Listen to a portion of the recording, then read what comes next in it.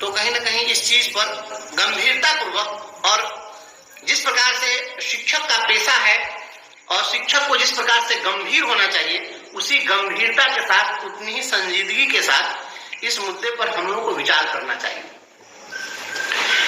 हम आपसे बात करना चाहते हैं उन स्थितियों की, उस समय की हम आपसे चर्चा करना चाहते हैं जो समय हम लोग के साथ आया था कि परीक्षा देना है, तो विद्रोह शुरू हुआ। फिर धीरे धीरे राज्य सरकार ने दबाव बनाया और दबाव बना करके फिर बहुत सारे लोग बहुत तरह की परिस्थितियों के कारण परीक्षा दिए, बहुत सारे लोग नहीं दिए। तो हम उस समय से लेकर के अब तक आपसे बात करना चाहते हैं। पहले इस बात को समझा जाए कि आखिर हम लोगों ने परीक्षा का विरोध क्यों किया। क्या वास्तव में हम लोगों ने परीक्षा का विरोध किया था? तो हम आज फिर अपने बात को दोहराना चाहते हैं कि हम लोगों ने परीक्षा का विरोध नहीं किया था। सक्षमता परीक्षा हो, किसी तरह की परीक्षा हो, उस परीक्षा का विरोध नहीं था। हम यह कह रहे थे कि डिपार्टमेंटल एग्जाम ले लिया जाए, हम लोगों को कोई आपत्ति नहीं है, तो परीक्षा का विरोध नहीं था। बल्कि विरोध इस बात का था कि इस परीक्षा के बहाने जो मिस्टर मोगेम्बो की जो साजिश थी कि इस परीक्षा के बहाने हम शिक्षकों को ये जिला बदर करना चाहते थे, तो हम इसके विरोधी थे कि जो लोग अपने घर परिवार में हैं, अपने बाल बच्चों के साथ हैं, परिवार के साथ हैं, तो आखिर उनको आप परिवार से, घर से बेघर करना क्यों चाहते हैं। दूसरा हमारा सबसे बड़ा सवाल था कि जो आपने विशिष्ट शिक्षक नियमावली बनाई थी, उस नियमावली में आपने कहा कि विशिष्ट शिक्षक बनने के बाद अधिकार के रूप में आप प्रोन्नति का दावा नहीं कर सकते। मतलब हमारा प्रमोशनल एवेन्यू खत्म कर दिया गया उस नियमावली में। और तीसरी बात थी कि जब विशिष्ट शिक्षक बन जाएंगे तो चूंकि नया पद होगा तो पूर्व की सेवा हमारी शांत हो जाएगी, तो वो हमारा सेवा निरंतरता का लाभ हमको नहीं मिल पा रहा था। तो ये तीन ऐसे मुद्दे थे जिन मुद्दों को लेकर हम लोग का विरोध था। विरोध था कि आप हमारा स्वैच्छिक स्थानांतरण दीजिए, हम कह रहे थे कि हमको सेवा निरंतरता का लाभ दे दीजिए, और हम कह रहे थे कि हमारे प्रमोशनल एवेन्यू को बरकरार रखिए। बस यही तीन मुद्दे थे।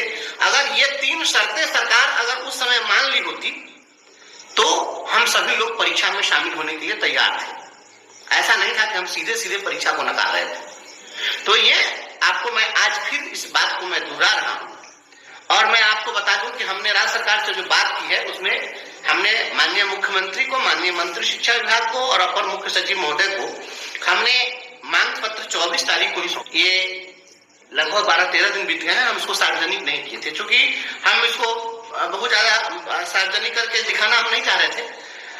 लेकिन चूंकि इतनी सारी खबरें आ रही है तो मुझे लगा कि नहीं, इस चीज को अब सार्वजनिक करना चाहिए। तो हमने ये राज्य सरकार के समक्ष बात रखी है और मुझे लगता है कि हम लोगों ने जो बात रखी है उस पर सरकार कहीं ना कहीं गंभीरतापूर्वक विचार कर रही है।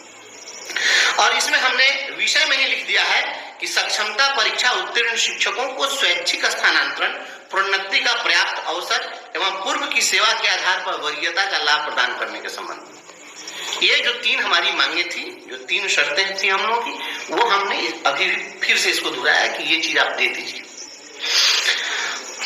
राज्य सरकार अब चुनावी मोड में है। पहले तो आपने देखा कि किस प्रकार से जो तत्कालीन अपर मुख्य सचिव थे वह किस प्रकार से कर रहे थे। तो अपर मुख्य सचिव पूरे बिहार के शिक्षकों को एकदम ये चाह रहे थे कि मदारी का बंदर बना करके रखे कि हम डंडा से जो कहे, उठ तो उठ, बैठ तो बैठ, हाँक दे तो चल दे। तो हम लोग इसका विरोध कर रहे थे और वह शिक्षकों को हमेशा जलील करना चाह रहे थे।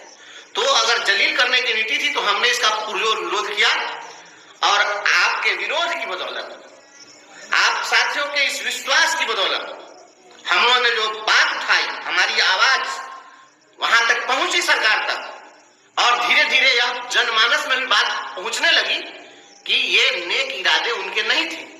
वे इस प्रकार से हंगामा खड़ा करके अपना घोटालों का साम्राज्य चलाना चाहते थे और इस बात को हमने मजबूती के साथ रखा। अपनी नौकरी को हमने दांव पर लगा दिया और हम FIR झेल रहे हैं तमाम परिस्थितियों में, लेकिन हम शिक्षकों के सम्मान से पीछे नहीं हटे। तो परिस्थिति यह बनी कि ये 1 साल भी इस विभाग में नहीं टिक पाए। मिस्टर मोगेम्बो को 10 महीनों में इस विभाग से चलता कर दिया गया। यह आपके विरोध के कारण था। अगर विरोध न होता तो वो रहते और उनकी मनमानी चलती। और आज यदि उनकी मनमानी चलती तो आज जो खबरें जो देख रहे हैं सकारात्मक खबरें, वो सकारात्मक खबरें नहीं आती।